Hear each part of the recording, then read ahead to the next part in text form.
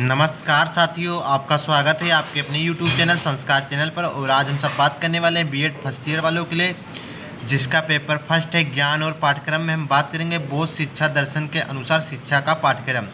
अगर आप सभी चैनल पर नए हैं तो प्लीज़ चैनल को लाइक, सब्सक्राइब और शेयर कीजिए। हम आपके लिए डेली क्लास लाते रहेंगे और आप हमारे टेलीग्राम से भी जुड़ सकते हैं, जिसका लिंक हम डिस्क्रिप्शन बॉक्स में दे देंगे। और आप सभी को रक्षाबंधन की ढेर सारी शुभकामनाएँ।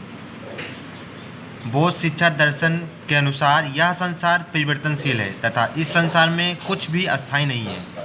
बोध दर्शन के किसी भी वस्तु के अस्थायी अस्तित्व को नकारने के कारण किसी भी शाश्वत ज्ञान में विश्वास नहीं रख करता। बोध दर्शन में पाठ्यक्रम में भी दुख से मुक्त होने के उपाय तक सीमित रहा। यद्यपि दुख निरोध पाठ्यक्रम आधार था, तथापि समाज के उत्थान हेतु पाठ्यक्रमों में विषयों का विभाजन स्पष्ट था। बोध शिक्षा दर्शन में पाठ्यक्रम के दो स्तरों में विभाजित था, जो निम्नलिखित है। धार्मिक पाठ्यक्रम।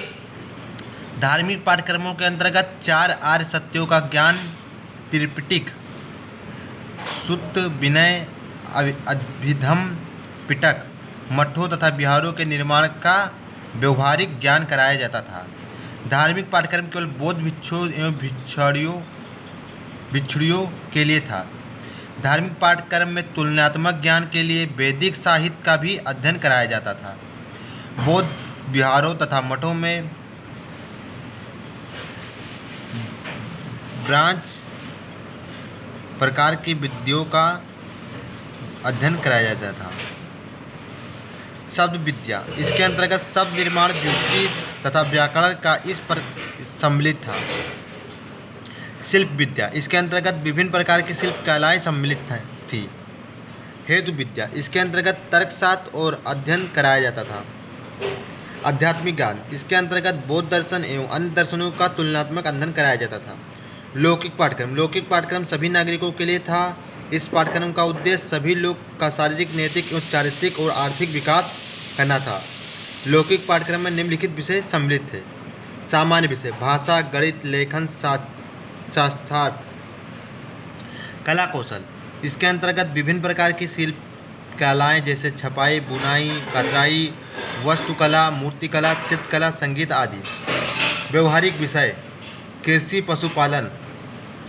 शारीरिक शिक्षा व्यायाम और खेलकूद। चिकित्सा शास्त्र, आयुर्वेद व शिल्प चिकित्सा। बौद्ध शिक्षा 2 विभागों में विभाजित थी। कुछ विद्वान बौद्ध शिक्षा के इन्हीं 2 भागों को बौद्ध शिक्षा का पाठ्यक्रम स्वीकार करते हैं। ये 2 भाग हैं प्राथमिक शिक्षा और उच्च शिक्षा। प्राथमिक शिक्षा। प्राथमिक शिक्षा सभी नागरिकों की थी। यह शिक्षा मठों में दी जाती थी। प्राथमिक शिक्षा का ज्ञान जातक कथाओं से प्राप्त होता था। आरंभ में यह शिक्षा पूर्णतः धार्मिक थी, किंतु कुछ समय उपरांत मठों में लौकिक शिक्षा की व्यवस्था कर दी गई थी। प्राथमिक शिक्षा का आरंभ 8 वर्ष की अवस्था में होता था। बालकों के सर्वप्रथम सिद्धि रस्तु नामक बाल पोथी का अध्ययन कराना पड़ता था। इस पोथी में 12 अध्याय और 49 अक्षर होते थे। प्राथमिक शिक्षा में बालकों को 5 विद्याओं शब्द विद्या, तर्क, चिकित्सा, अध्यात्म और शिल्प विद्याओं का अध्ययन कराया जाता था। अतः कहा जा सकता है कि प्राथमिक शिक्षा में छात्रों को सांसारिक, व्यवहारिक, दार्शनिक एवं धार्मिक ज्ञान प्रदान किया जाता था। उच्च शिक्षा। उच्च शिक्षा के द्वारा सभी धर्मों और जातियों के बालकों के लिए खुले हुए थे। इस शिक्षा के प्रमुख केंद्र बौद्ध मठ थे। उच्च शिक्षा के संबंध में डॉक्टर A.S. आलकेतर का कथन है कि मठों में उच्च शिक्षा में अपनी दक्षता से कोरिया, चीन, तिब्बत और जावा जैसे सुदूर देशों को छात्रों को आकर्षित करके भारत के अंतर्राष्ट्रीय ख्याति में वृद्धि की। उस शिक्षा का प्रारंभ बालक 12 वर्ष की अवस्था में करते थे। यहीं पर अनेक विषयों जैसे अध्यात्म शास्त्र, तर्कशास्त्र, दर्शन शास्त्र, संस्कृति, पाली, ज्योतिषी, न्यायशास्त्र, राजशास्त्र, खगोल विद्या, बौद्ध, जैन, हिंदू धर्म आदि की शिक्षा दी जाती थी। इस प्रकार उस शिक्षा में धर्म, दर्शन, चिकित्सा शास्त्र आदि सम्मिलित थे।